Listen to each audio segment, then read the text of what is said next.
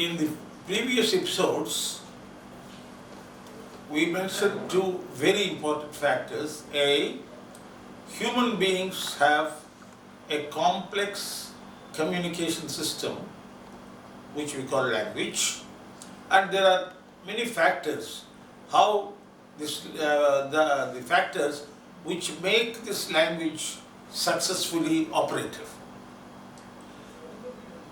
How come we human beings are different from other species in the development of this complex communication system?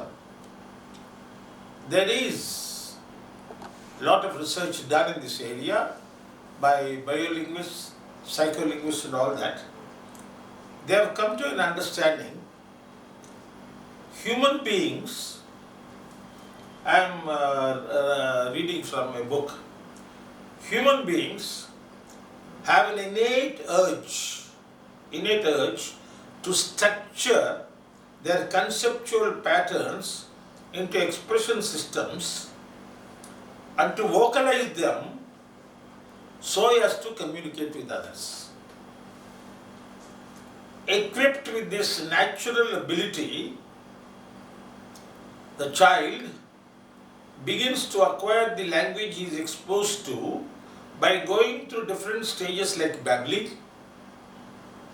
from the 4th month, holophrastic speech consisting of one-word utterances beginning towards the end of the first year, telegraphic stage consisting of 2-word or 3-word utterances developed during the 2nd year. These stages are followed by some more advanced stages, and that's why we end up with good language. And Professor Michael Halliday has made an interesting point. When the child is learning a language, there is an interesting that is happening. He is not learning the expression independent of meaning. The learning of language, especially for the children, is essentially the learning of meanings, learning of semantic system.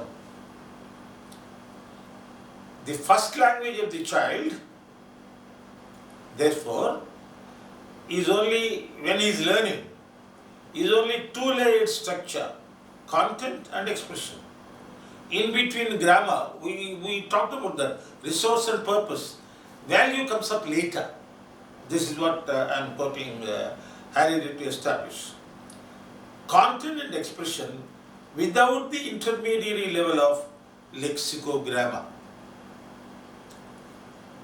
For the children, both content and expression are less specific and more postural. When they look at a ball and say ball, they may be saying bring it to me, give it to me. So the identity of the ball and the utterance of the word will not be different for him. Later, for him everything round may be ball. Later he will see the distinction, and then this happens. So,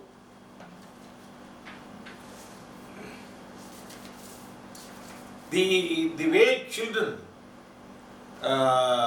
develop their language is first identify the object and listen to what elders say and link them with the object. Not separate them, but link them together. And as I said, when we come to the level of speaking, the pulmonic air, the air from the lungs, comes out through the laryngeal cavity, and then oral cavity, nasal cavity, and with a lot of approximation and articulation, we produce sounds. Here, I'll just sum up how these things can be described. This is also from a book. What do we do when we describe these sounds? We try to see whether The air is coming from lungs, vocal cords, or further up, because different languages use different forces. This is called air stream mechanism. And they will use the expressions like pulmonic, glottalic, velaric. Glottalic is from laryngeal area. Glottis is the opening between vocal cords. Vocal cords are in the larynx. Glottalic means air when the vocal cords are closed and you push the air from there. Some sounds, mainly many African sounds are like that. And then velaric, soft palate, further up. The tongue closes the throat and only the oral cavity is used. So air may start from lungs, may glottal region or velaric region. So that's why air stream mechanism. Then air stream direction. This is something I did not illustrate because I can't even say. Some Sindhis can do. Ingressive, pulling the air inside. Boom. I can't do it really, let me be honest. My friend Parun Helani used to do it wonderfully. Generally aggressive, we push the air out and that's aggressive.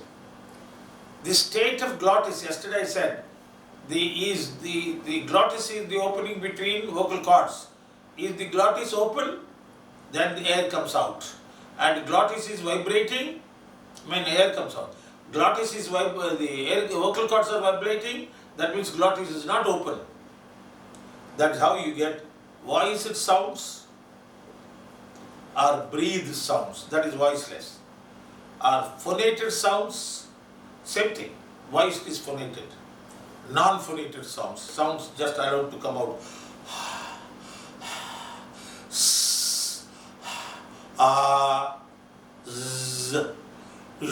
Yesterday I said that pleasure, measure, treasure,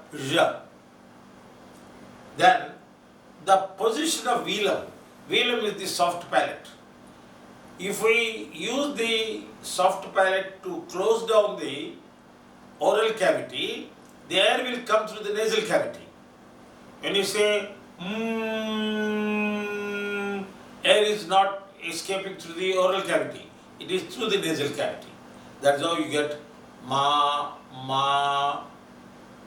shantam, papam. Shantam, papam, nahi. Shantam, papam.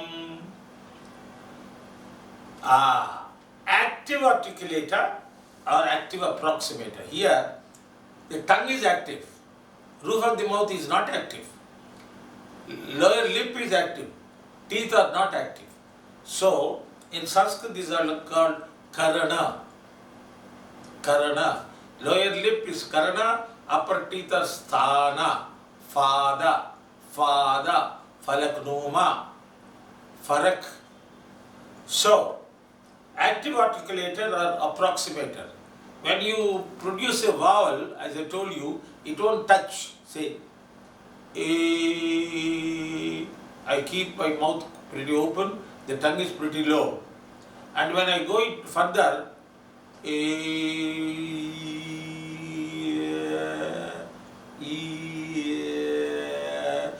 tongue is approximating with the roof of the mouth, but the distance is important. That distance is called the manner of articulation. We will come to that. Passive place of articulation or approximation. In active articulator, when you say apical, apical is apex. The tip of the tongue is apical. Laminal, a little behind, laminal region. A little further, dorsal region. Passive place of articulation or approximation in Sanskrit is called sthana. Karana, sthana. Here we have t, the back part of the teeth ridge, and then a little behind teeth ridge, th, th, th, t, t, ta. And then a little back part, you say ch, ch, laminal region, that's behind the tip of the tongue. It goes and touches the upper part, mainly behind the, a little behind the teeth ridge. So, you have apical, laminal, active articulators, approximators. Passive place of articulation or passive place of approximation is, I told you, sthana. You get prepalatal, velar, dental, all these. Th, th, th.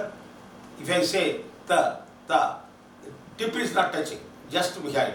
You can say laminal, and then laminodental. Ta, ta, ta. One of the interesting things we have to keep in mind is, we say ta, tha, da, dha, na.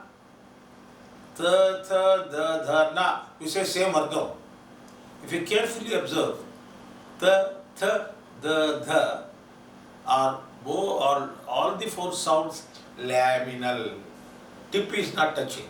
It is a little behind the tip. And then it is dental. Ta, tha, da, dha. But na, tip is touching a little behind the teeth. Na, la, ra, it is the tip which is working. That's why na being in ta, tha, da, dha, na varga,